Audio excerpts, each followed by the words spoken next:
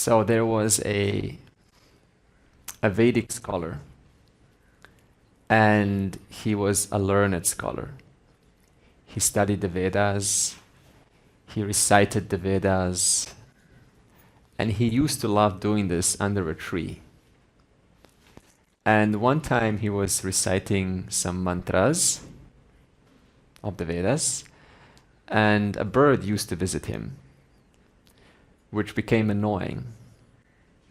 At first, he was okay with the bird. He thought, oh, bird, it's a novelty, my little friend. I have some company. But then the bird started to chirp and chirp and chirp every day. And he noticed that he couldn't chant and he couldn't concentrate while this bird was chirping innocently, was being itself. And so he used a Vedic mantra to curse the bird, and it fell dead. Wasn't expecting that. As he was seeing this bird on the ground, he started to regret his decision and to mourn the death of this bird. And he thought to himself, after all of my Vedic chanting and all of my knowledge and all of my scholarly studies, I still cannot hold this knowledge.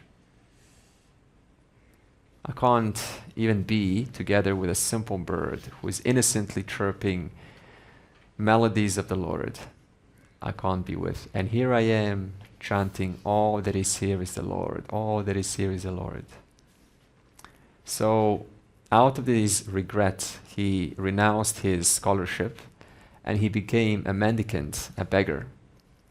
And he decided to go from house to house to beg for alms, for food. And he was successful for a while, until one time he knocked on a door and an old lady opened it and he asked for alms. And she says, of course, I will be with you in 10 minutes. I have to attend to some household duties. So he stood there waiting and waiting and waiting.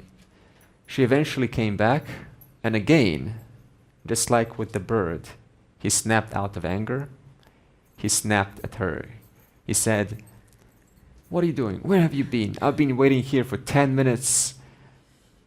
Just go over there and get some alms and give me the alms. It's just a few seconds. You've been waiting and you've been keeping it for 10 minutes. And this lady noticed, this older woman noticed his anger. And she said to him, who are you? I don't have to give you alms. I have household duties. I just went to my husband. My husband needed some help. I'm not obligated to give you anything. I want to give you, and you treat me like this. What is this entitlement? You have some anger issues. Go to Mithila. It was a city. Go to Mithila and find a guru. Take care of these anger issues. And so he went to Mithila, and he found his guru. And his guru was a meat seller, chopping meat. He was shocked, because he was expecting the guru to be a guru. But the guru told him and noticed his anger and said to him, you have some anger issues. You're praising and singing all that is here is Ishvara, and yet you cannot see divinity in a bird, in an old lady. First, take care of the root cause. Your anger issues. You got some parental anger issues. He had some parental anger issues. And these anger issues from his childhood were manifesting at the level of the bird, people. So he sat down and he started to slowly reconcile his relationship with his parents, because that was his root cause. And he realized it doesn't matter what I wear. Outer looks does not mean inner transformation. What matters is getting to the root cause, those small obstacles that seem to be simple, but are actually the very obstacles that I need to move aside, to connect to this knowledge, to this reality. And thereby he was able to slowly get to the real work, the work that we don't want to do because it seems so mundane and so small.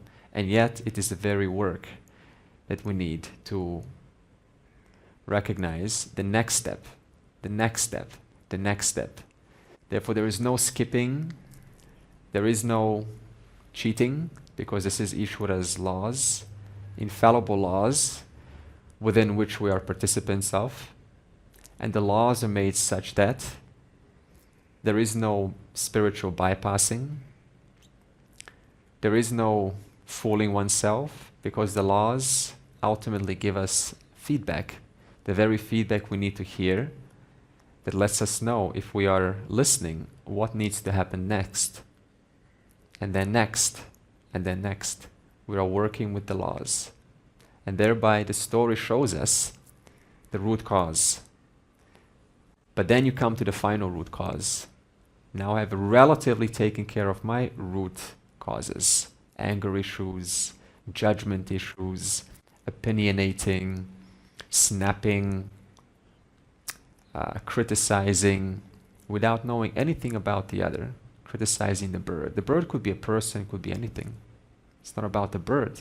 It's about how we turn it into something that it's not. And thereby we come to a point and we start to think, if I really want to appreciate that all that is here is Ishvara, there is work. This is no questions about it. It's non-negotiable.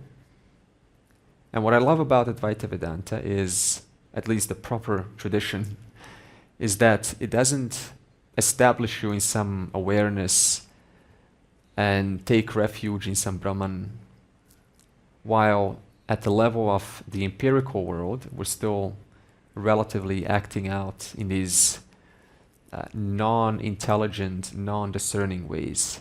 So it's a humble journey of work, and even after the classes end, we will all go home and the old stories will come back, and those mini ignorances will start to slowly rise, the volume will come up, come up, come up. It's very nice to be here when there's a bubble and it's all nicely set up. And thereby I ask you, what is your fallback? Have you found it out yet? Have you found out? What is your fallback when these classes end? What is that nice soft cushion that you can land on when times get tough, to instantly recognize the bird that is annoying me is a manifestation of Ishvara? I want to be realistic here, because this is life. Life it's not there to make you happy. Life is just flowing. And in that flow, we need a certain composure, a certain amount of vigilance and alertness, so that we don't fall back. And when we do fall back, excellent. Put yourself back on track. It's so funny how the gurus we expect are meat sellers, meat eaters and so on. We don't expect that. So the story shows us how we have this one idea, and yet the world is something different. A student can show up and say, I don't deserve to be here. And yet you are here. Think about this. The student has this voice and says, I don't really deserve to be here. And yet Ishvara has sent you here. So this means I'm still carrying those personal issues that are blocking me from appreciating that Ishvara is guiding me one step closer to Him. Therefore, let's observe your life. You have legs, you have arms, you have ability to speak, to think, to emote, to sit, to concentrate. You have gone through so much teachings, you have discernment, emotional composure, you have great communication skills, you're in such a good place, you have clean air, you have health, you're still able to move and negotiate your way around, you're still able to select who else do I want to listen to, what else do I need to listen to improve. There's more things that are working in your life than that are not working in your life. This is a fact. But we take these things for granted because the seeker is still there. That little seeker, I want things to be like this. Now that seeker may be a momentum. It doesn't mean that the seeker will ever leave. But that seeker may still play the same voice, which is fine, because the mind will never still itself. Why? Because the job of the mind is to change. And something that changes cannot be perfect. Something that is not perfect will deliver thoughts which sometimes are not even yours. Collective thoughts, and they just permeate, they just percolate through your mind, and you go, oh, this is my thought. Not necessarily. So can we be alert enough to catch ourselves and say, wait, this is a thought. Is there something that I need to address? Yes. If not, I can move forward. This requires alertness. Therefore, this pramana shows us what's the root cause, the ultimate root cause amongst all of these smaller root causes, which is avidya, beginningless ignorance. So that means as we start to remove more and more and more ignorances about this and that and this and that and this and that, then we are all relatively ready to remove the final ignorance. And therefore, Vedanta comes into your life. Now, the pramana wants to continue in verse 35, and he wants to say, what else are you? Now that you have come to this teaching, let's talk about who and what am I? And then verse 35 will continue. So Atma pervades everything like space. Aham akashavat sarvam bahihi antargataha achyutaha sada sarvasam samaha shuddhaha nikhsangaha nirmalaha achalaha. Let's read this again out loud. Okay, I'll read it together. Like space, I pervade everything, both within and without. I never lose my nature. I am always the same in all, free from ignorance, free in relationships, free from impurity, and free from all movement. This is your Mahavakya number 2. It wants to point out the relationship between space and awareness. Now, in space, in fact, what is space? Space is what accommodates all things. Nothing is outside space. Space is the, you could say, the substance in which everything gets a chance. Nothing can show itself, display itself, or exist outside of space. So wherever a thing is, that thing will always simultaneously enjoy its container, the space. Space will always be wherever you go, but the object will not necessarily be there. So this means space being in all directions, no boundaries, no matter how far we go, no matter which way we go, space will always be there. So in that sense, space becomes that in which everything resides, every object resides. However, space and awareness. Now look at this. If space is all pervasive and awareness is all pervasive, space has no attributes. Awareness has no attributes. Space is boundless. Awareness is boundless. Then what's the difference between space and awareness? Self-luminous, yeah, okay. Self-revealing, okay. So there's space is without attributes, but so is awareness without attributes. And because of awareness, we can perceive space? Yeah, so by the presence of the mind, which is even subtler, it can perceive space. But yes, in the presence of the mind, space can be perceived. Even space is lastly resolved into awareness only. Even space resolves into awareness only. Okay, what else? What else is a difference? Awareness has to be before space. Okay, would you explain why? So awareness has to be before space. Because there is something to be aware from the space. Okay, someone else would... Space is... Okay, so space is dependent upon a conscious being. Okay. Space has boundaries. No, space is divisionless, but what do you mean by that?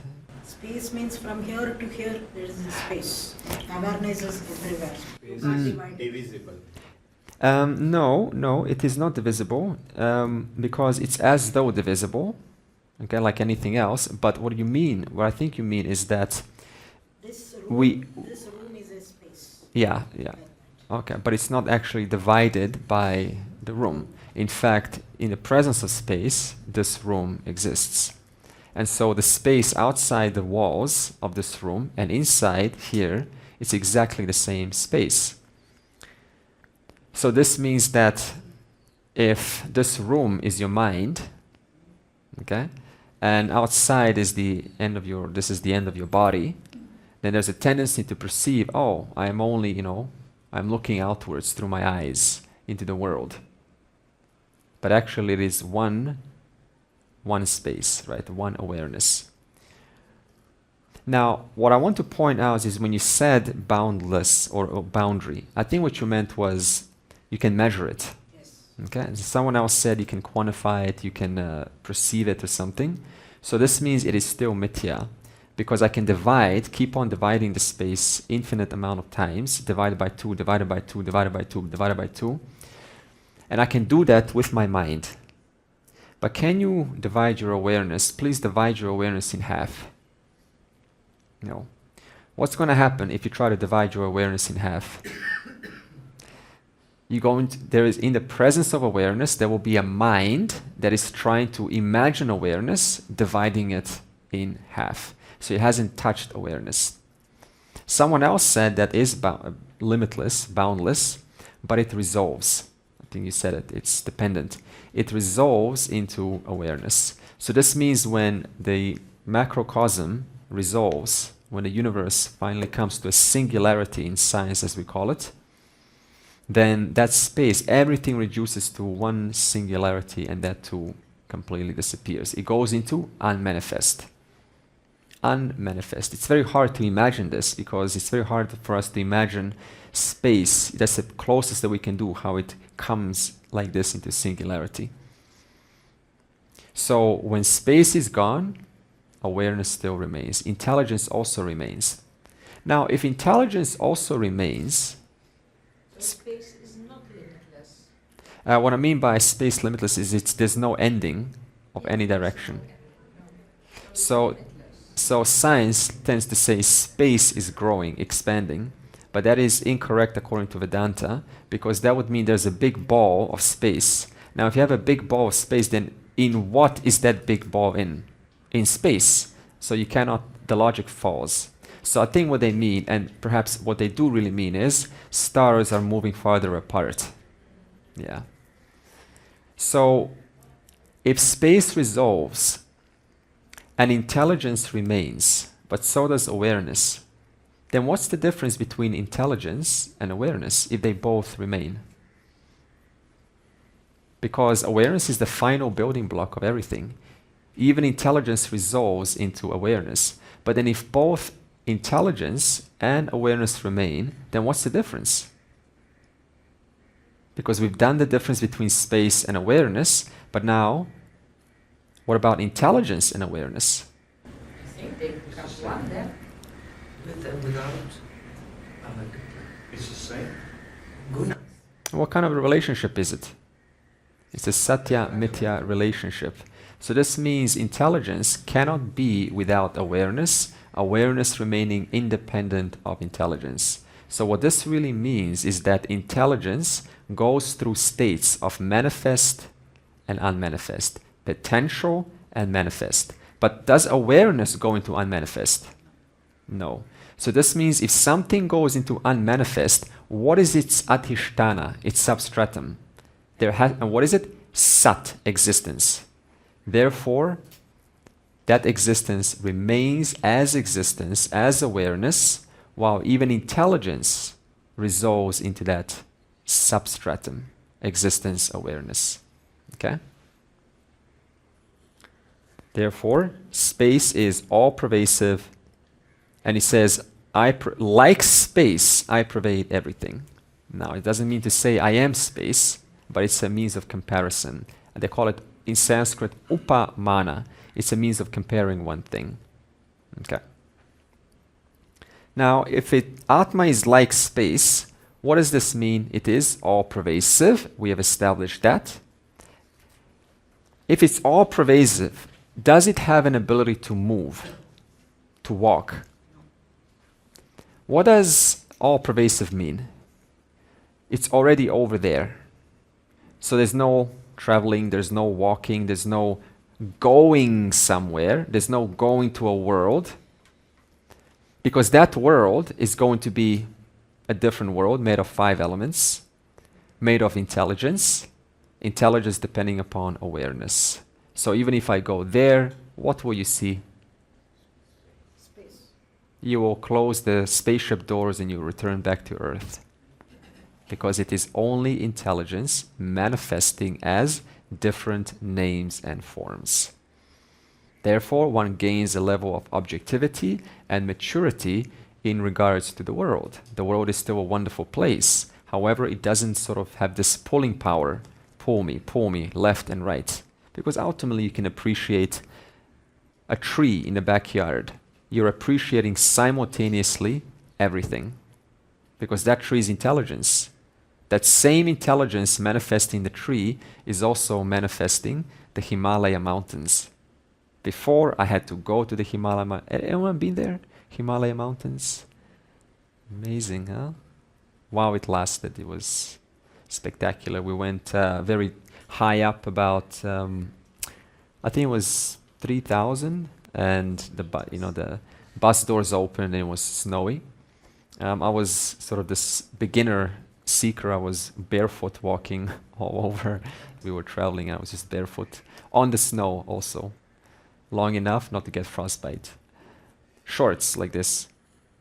Crazy young spiritual seeker. Only a jumper. Freezing cold. No, I'm young, barefoot, go anywhere, get together with Mother Earth. I don't think I could do that now anymore. This was 20 years ago. But what was I walking on?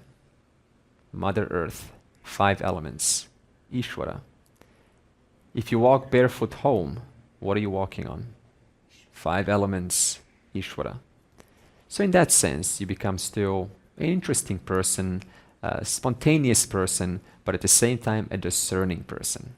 Because you know there's only one here. Saves you a lot of plane tickets and rides. Saves you a lot of money. Yeah, a lot of money. Yeah, saves a lot of hassle, and you got to go into the spiritual world and, oh man, once you got an idea who you are and what you are, and they want to give you muscle testing, they want to give you sound healing. Let me clean your auras, let me put some stones, some rubies on your chakras. Let me channel some beings from outer space and they will tell you your future.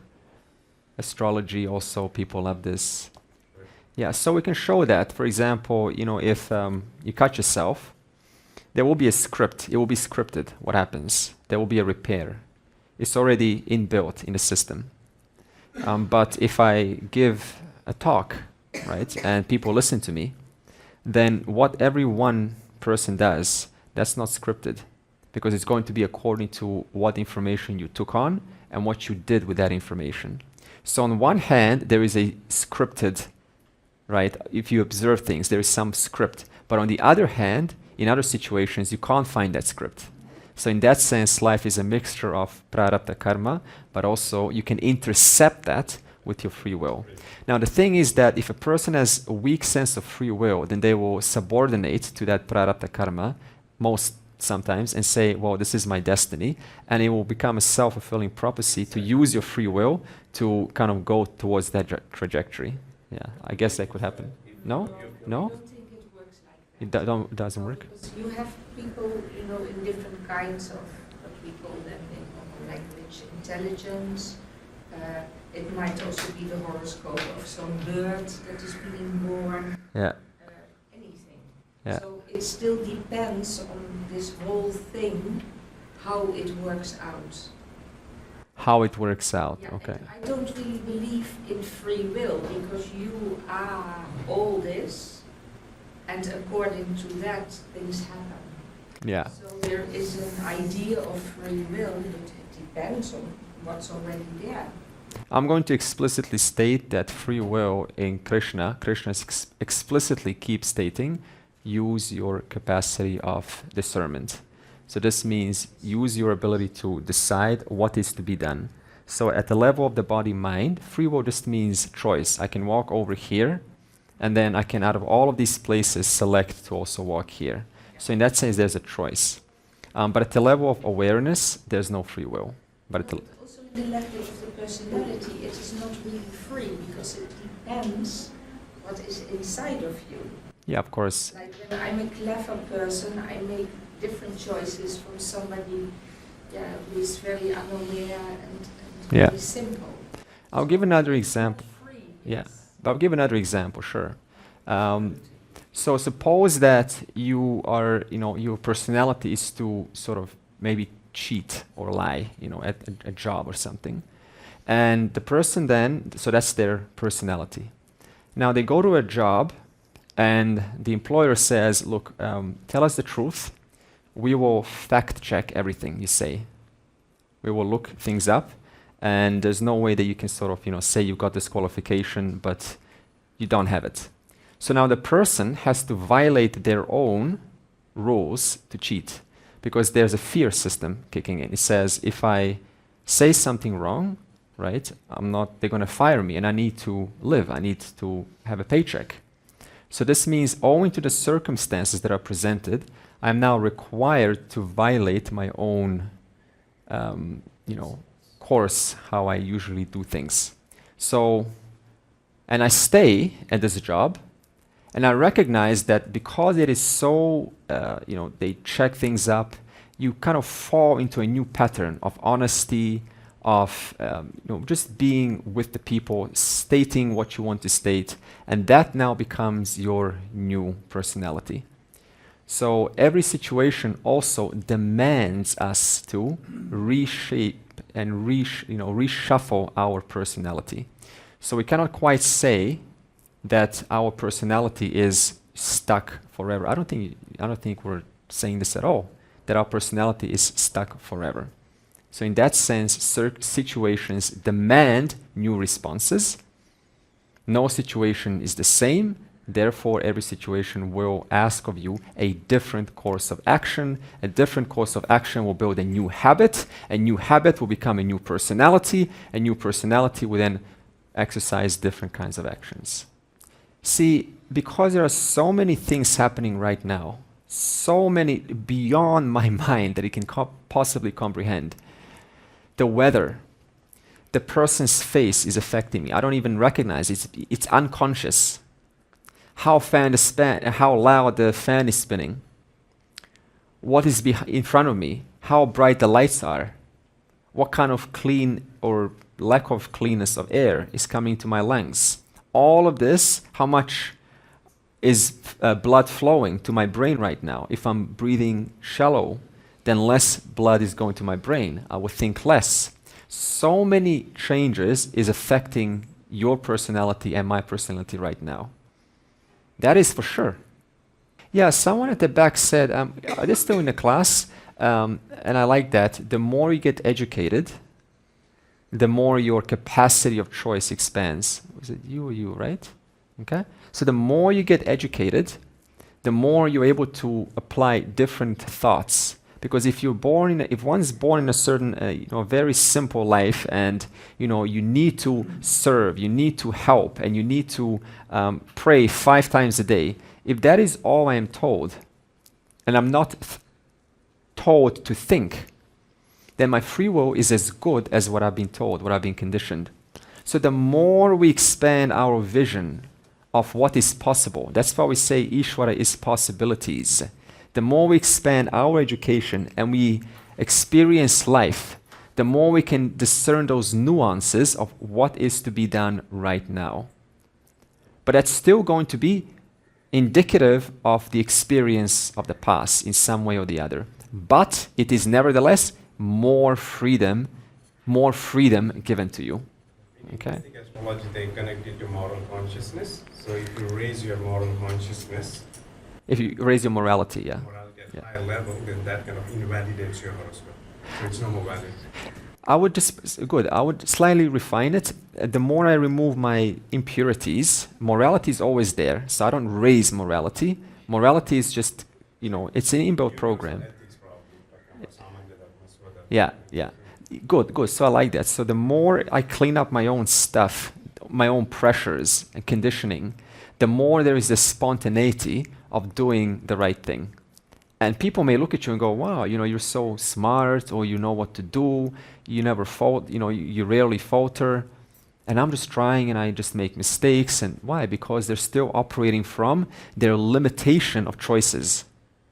Thereby cleaning up your mind, true, you align yourself more with that natural program that is guiding us of what is the right course of action. For example, I remember who remembers their first relationship? I do. How was that? Your first relationship, right? Compared to maybe,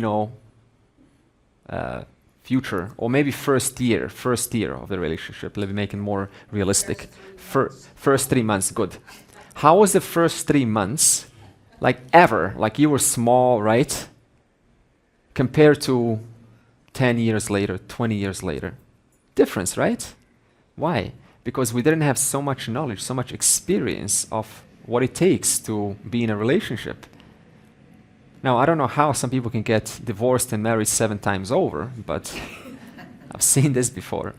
So this means I'm not learning, I'm not expanding my levels of choice. I'm staying, this is my choice in a relationship, and these are the rules. If that doesn't comply, next. Maybe I'm a little bit too black or white here, but nevertheless, my rules are rigid. And therefore, life is not rigid. Life is very flexible and dynamic. And if I don't remove my rigidities, then I am hitting against the wall. And that limits our choices. That limits our expression, our freedom of expression. I'm not able to say, I'm sorry, I was wrong. That's hard to say. That one thing taken out, my choice is now limited. And if life is demanding me or asking of me, the best choice right now, Andre, is to say, just say, you are wrong. And if I'm unable to say that, and life is asking that, what kind of results will I get? Not very pleasant. That's why we need to remove these programs. I should, I must, because life is a lot more flexible than our rigidities. Yeah. And calls for different responses in different situations. Because even up to the highest level, if you really understand this knowledge, then there's also a choice. That's what they say. You can choose moksha. If you have the knowledge to shift your identity, it's almost like a choice. No? We spoke about it last week. Yeah, but see, okay, I understand what you mean, but the other way to look at it is it's not like, you're walking and having a good time and you say, I want moksha, like that. It's an unfoldment. You really have to understand. It's the understanding which does it. Yeah, and it comes slowly through like toys. And you don't choose one day, right? You're a child, and then suddenly you're playing with toys, and you go, nah, no more toys, now girls. There's a natural transition. Now, some kids actually do that. They literally just get rid of toys one day and next, perhaps. So it's a gradual unfoldment. So, no ability to move because it's already over there. And what is this awareness? It is the same everywhere. It is sarva samaha. That means awareness over there is the same awareness over here. The awareness pervading your mind has to thus be the same awareness pervading my mind.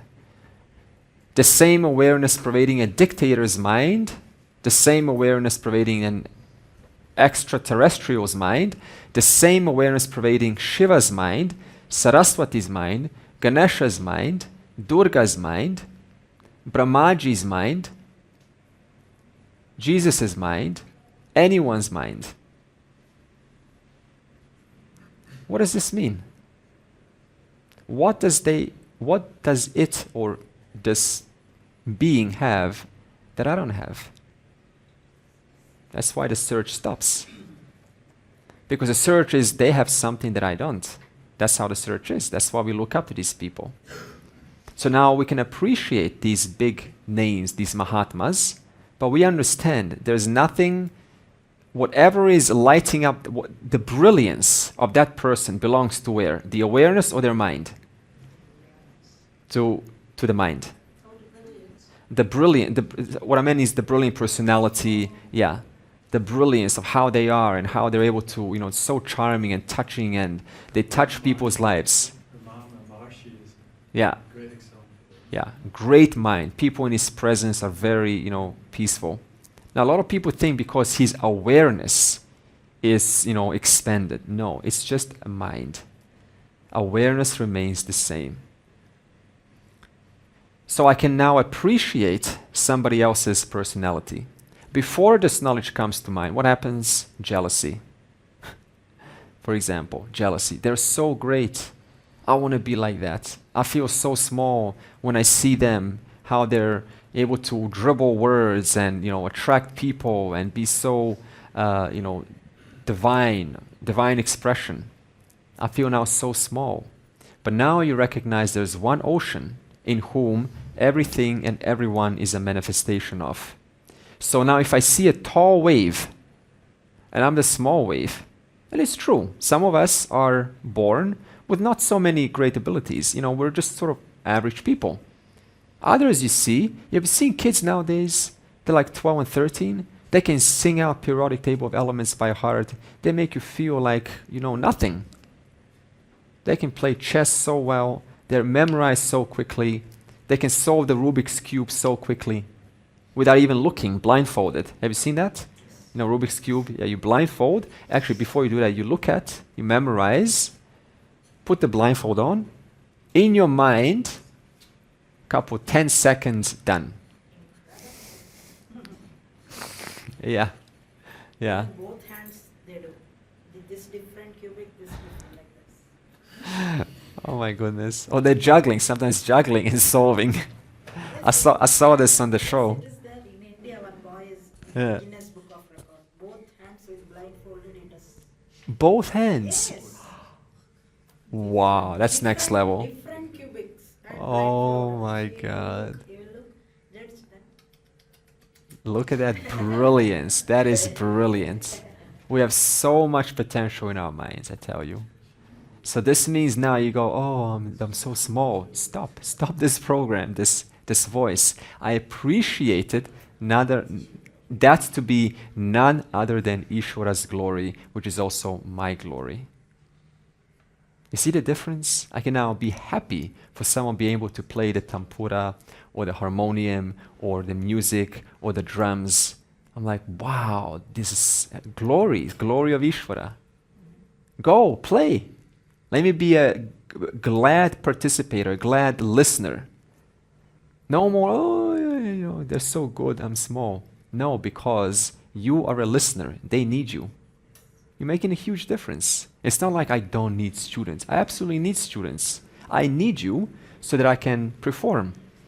It's always a two-way exchange. Every wave needs another wave. This is where the connections come. And it's so freeing to say, I need you. Own up. I need you. I am dependent upon you. I know my nature, but I am dependent upon you while I'm wearing this body. That's freedom. Therefore, our relationships also change, remembering it is all one substance. There is no now better or worse. They're just glories of Ishvara. And then you can live in a city where 150 different nationalities live together and do totally different things from each other, but it's a way to learn and see the diversity. Yeah, this is it.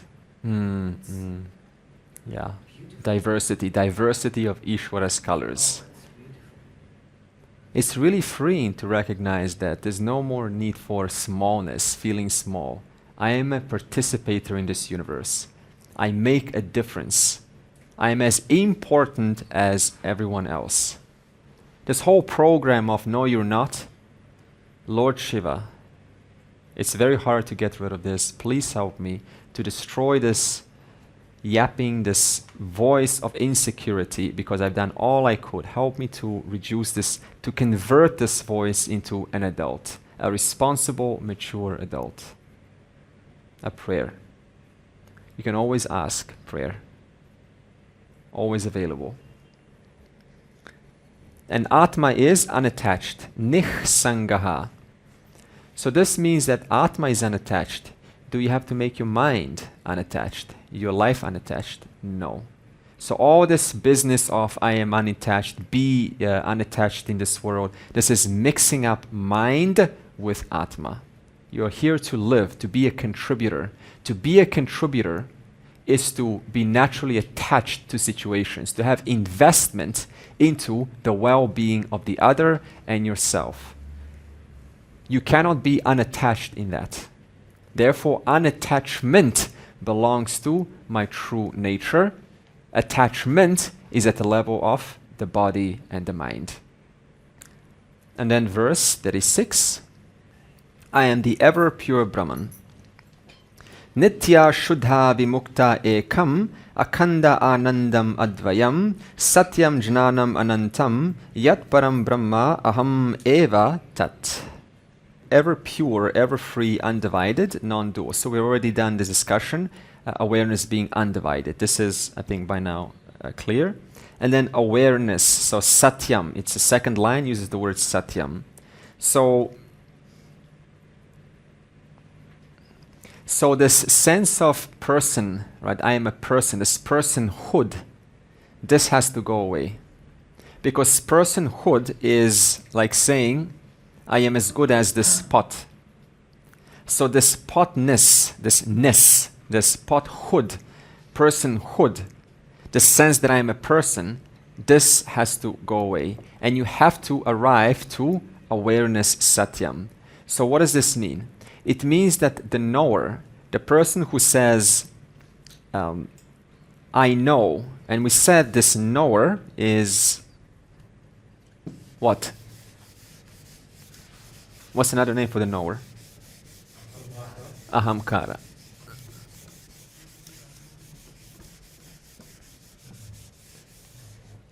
So when I say knower, okay, what other names? Tell me. Aham? Aham. What does ahamkara mean? I sense. It's actually technically kara is doer. So the one that has a sense of doing, deciding. Ahamkara, you can also say here ego. However, ego has two terms, pride. We're not talking about pride, we're talking about I sense. Knower, you can also say it is in Sanskrit pramata, which is knower basically. Also reflected consciousness. Okay. I know those who are into, intellectualizing Vedanta will now go, no, reflected consciousness is when original consciousness mixes up with the mind, and they will give you this whole, talk about that. In summary, it is all knower. That in whose presence, the one who objectifies. So what does a knower do? Objectifies experiences. Aham janami vriksham. Yeah. So this knower has to recognize its own truth. When you say I know, that very knower is, what is the substance of it? It is going to be awareness, ultimately. Because the knower, as we said, is going to be cancelled out by a doer. Okay? And the doer is going to be cancelled out by an experiencer. Experiences. So all these three are going to kind of interchange throughout the day. Okay, we're all now doers. So all of this doer, experiencer, knower, right? In one word, ahamkara. So your ahamkara is constantly, your sense of I is going through modifications. And that knower, that ahamkara, has to come to its own truth. Because what's the truth of the ahamkara? Satyam, awareness. But that ahamkara saw itself as mithya. In other words, the pot, I was a pot all this time since beginningless time. I was a spot.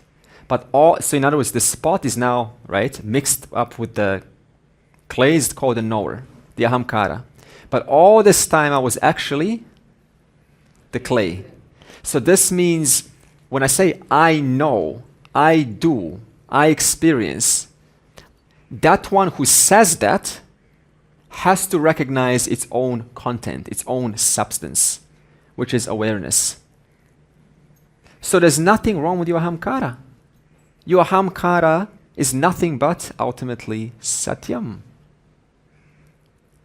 So this means that when I recognize my own truth, I was walking like this in the world, day by day, year after year, lifetime after lifetime like this. All the while I was actually the clay, but I thought of myself as the ahamkara, the pot. Therefore now the pot recognizes its own truth to be nothing but the clay, and thereby it is now one with the clay. Was it ever away from the clay? Not ever. But owing to that root cause, mula avidya, I thought I was one of the many. There was one of me, there was one of you. Therefore now this pot, clay, this clay pot has come to recognize that, and this one hasn't.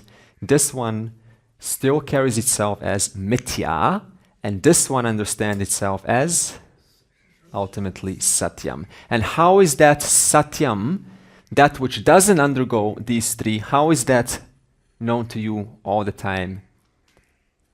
I am, I am, I am. I am an experiencer, I am a knower, I am a doer.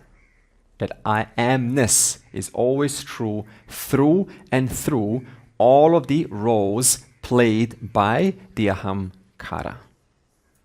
Thereby, I have now removed that personhood. There's still a person, there's still a pot, but that I am a pot, that has gone away owing to understanding. So notice how nothing has changed. So now, what is the word ahamkara? If you think about it, what is the word ego? It's nothing but taking myself, which is the clay, taking myself to be as good as this, one of the many. The moment I recognize that the content that makes me up is the content of everything, of the whole clay world, clay universe, then I am at one with the content of all things. What has kept me to be as good as a pot? Not knowing about the rope, the clay. The pramana then shows you through this Drigdarsha Viveka, Satya Mithya Viveka, Anvaya Vyatireka Viveka, it shows you that you are actually not different from what you are seeking. And then, Akhanda Anandam. Okay. Before moving forward, so this pramata, another name is buddhi. So what have you done through pramana? You have taken your buddhi to the final truth. Okay. Now then it says akhanda anandam.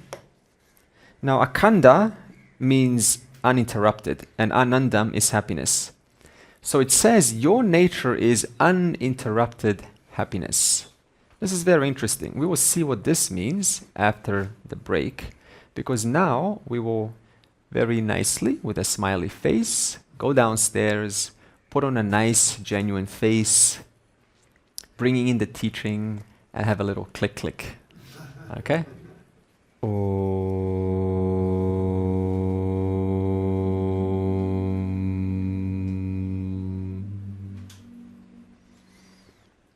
Purnamadav Purnamidam Purnat Purnamudachyate Purnasya Purnamadaya Purnam eva avashishyate. Om Shanti Shanti Shanti.